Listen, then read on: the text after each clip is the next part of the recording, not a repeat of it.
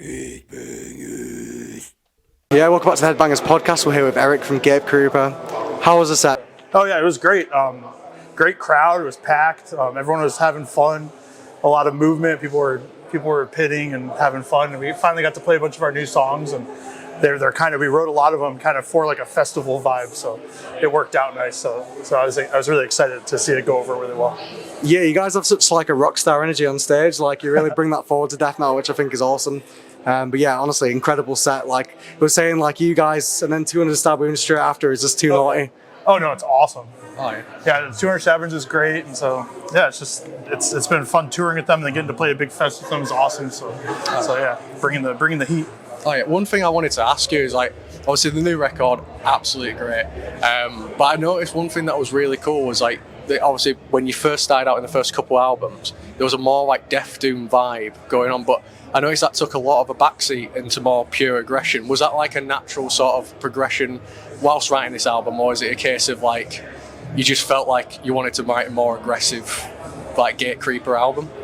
I feel like our goal is to always just do whatever we want, first of all, but also I have this vision of another 10 years of the band where we can have all sorts of different styles, like we're never pigeonholed. And so our set, you never know what's going to come next. And even now, 10 years in, like we can have, like a kind of rockin' song, a slow song, and then 2 grind songs. And I just like, it's really fun to play, but I also think it leaves the crowd like wondering what's going to happen. I feel like it makes for a cooler show. I don't think we intentionally did that. Like we definitely like the last song on the record has that doomy vibe, which we kind of done that on all our records. But yeah, we definitely had like a clear intention with how the melodic elements would play into the new record, and so yeah, it was targeted a little bit. Oh yeah, definitely, because I noticed it so much where it was like, where you like it was still there. You still felt that presence, but you also had like these incredibly big choruses as well that like really. I was saying to Connor, like they were all very catchy and stuck in my head for so long, because they were just so well performed and well executed and made sense within the song. And I thought it was like a different range of Gatecreeper that I thought was great. Yeah, that's the intention. We want, when we write, we ask ourselves when we write the songs, can this song, every single one we write, can this be the single from the record? Oh yeah. And if it couldn't, then we just get rid of it. Like for the last record, for the one we just released, I wrote 45 songs. Okay, now. So we write lots of songs and we just get rid of them if we don't think they could be a single. So we just want it to be all really good songs. And that's relative, but for us, we think all those songs are really good. So I'm glad. 100%. I think like for me, like one thing noticeable about Dark Superstition is there's definitely like a gothic sort of vibe to it. Yeah. Like, and I don't know if you were inspired by like 80s goth or like there's something like that, and there's some Paradise Lost influence in there. But yeah, it's definitely a change from the last one. Was that something that you've always wanted to play around with, but you were just waiting for the right moment, or did you lend itself to the lyrics that you were going to do? We just beforehand kind of like we always loved Sisters of Mercy and Paradise Lost and stuff. We always loved that stuff, and we've always kind of written songs like that a little bit.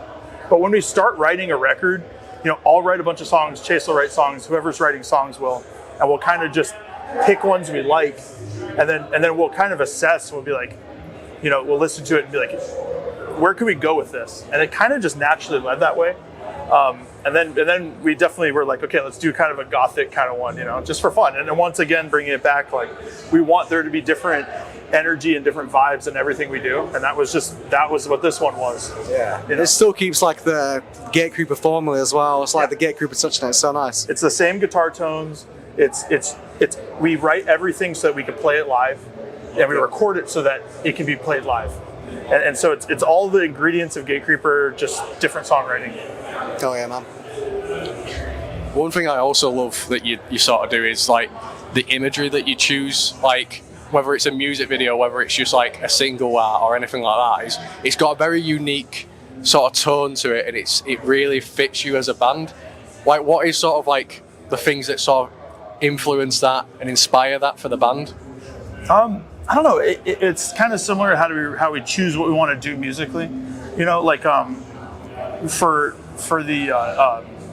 the latest music video we did, Black Curtain, is kind of has that Gothic vibe. That's what I'm thinking. Black Curtain. It was like a cult 80s horror movie. Well, and that was Army of Darkness. The movie Army of Darkness was like one of my favorite movies, and like we literally took we watched Army of Darkness together, and we're like, I want this vibe in the record. You can hear it. So then we were like, let's do a video that kind of captures that. Oh, try to make everything cohesive. Yeah, it definitely does, because I remember watching that music video going, this is like one of the most creative death metal music videos I've seen in quite a while, because it wasn't like the standards let's meet in a warehouse and just play the song. It was, you could tell a lot of thought had been put into it, and everything about it was just perfect for the track and the album. Oh yeah, and it was all there was real grass inside the sound studio, and there was leaves, and they got leaves from the forest and were blowing them in our face. It was real, and that we really wanted to capture that in the video and on the record. So you definitely did. It was incredible. So obviously you guys have been going strong for 10 years now, and I'd say you're definitely one of the quintessential death metal bands of today. We love you guys. What's the biggest change you've seen in death metal since you've started? Biggest change.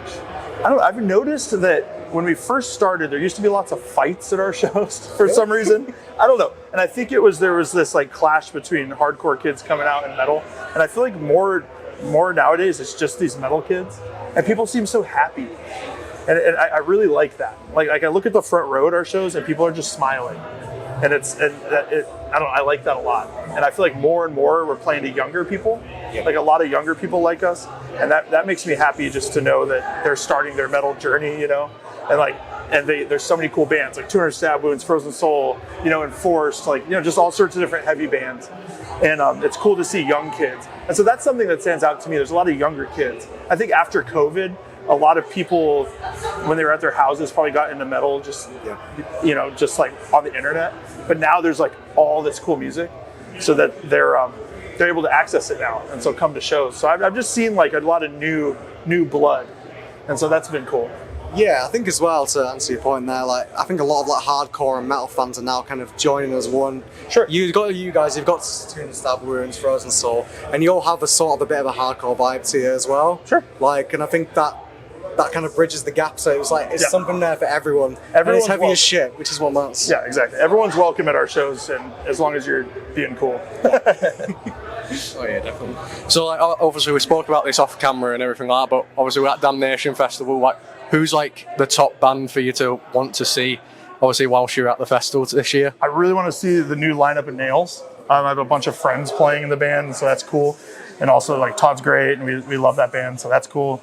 I do really like Cradle of Filth a lot, and I like the throwback set, so I'm hoping we can stay. I think we have to leave halfway through their set to make it to, we're going to the Netherlands or something, but I want to see Russian Circles, Fuming Mouth, and just a bunch of other bands. I don't know. There's a bunch. Oh, yeah. It's a great lineup. I was blown away by this fest. It's run really well. Yeah, it's awesome. We were this is the most stacked lineup we've seen for not even just about for Damnation, for an actual indoor metal festival in the UK. It's crazy. For one, Nails, I've not seen them since in 7 years. Yeah, that's gonna be sick. Fuming Mouth, one of the only death metal bands to make me cry, and our homies. So yeah. Genuinely, I can't wait for both of those bands. They're my top two. Obviously, you guys were also in the list, but we've just seen you, and it was fucking mint. It's just they set it up really well. The crowd can move. I'm surprised how quickly the people are in front of the stage, which is awesome. It's crazy how you can move between stages. It's in a second. Exactly. It's mental. So I want to ask, on topic of Damnation as well, who do you think would be the perfect headliner for Damnation? The perfect headliner. If you could choose anyone that you want, that you think they deserve this, that might not be as recognized to do it, but you think they could kill it? I want to see a Demi Borgir throwback set. Ooh, that'd be amazing. Something, some old record throwback set. I want to see Old Man's Child play now that they're back. Yeah. That would be sick with Galder. So I don't know, that comes to mind. I'm sure I could think of a lot of other stuff too. That's cool. And obviously I understand the newest album titled Dark Superstition has been influenced by your home state in Arizona and the tragedies and legends and hidden fortunes, etc. Are there any stories from Arizona that speak to you as a band in particular, and are there any lessons to be learned from them, do you think? So there's a mountain range called the Superstition Mountains. They're really cool looking, and there's supposedly a lost mine inside of it. and it's full of gold. And like almost every mountain in Arizona is full of gold, apparently. And some of them go back really far, and they actually go into South America, like the legends.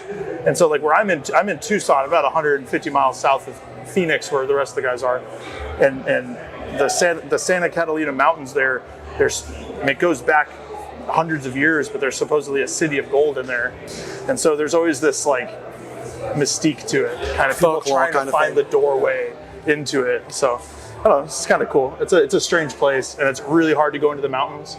Like it's really rough, and so people die all the time looking for this gold and stuff. So like there's like real believers and like I'm gonna get this gold. Yeah, absolutely. Oh my God. A lot of mystery.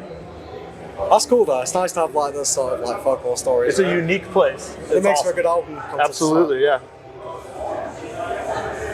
So, one way we'd like to end off the podcast is we have like, this is going to cause shit at the next band practice, but if it was a zombie apocalypse, what band member would you be the most reliant on and the least reliant on? The most reliant? Yeah, and then the least reliant. That's brutal. I know it is. It's caused shit every time we've asked it. I gotta say Matt.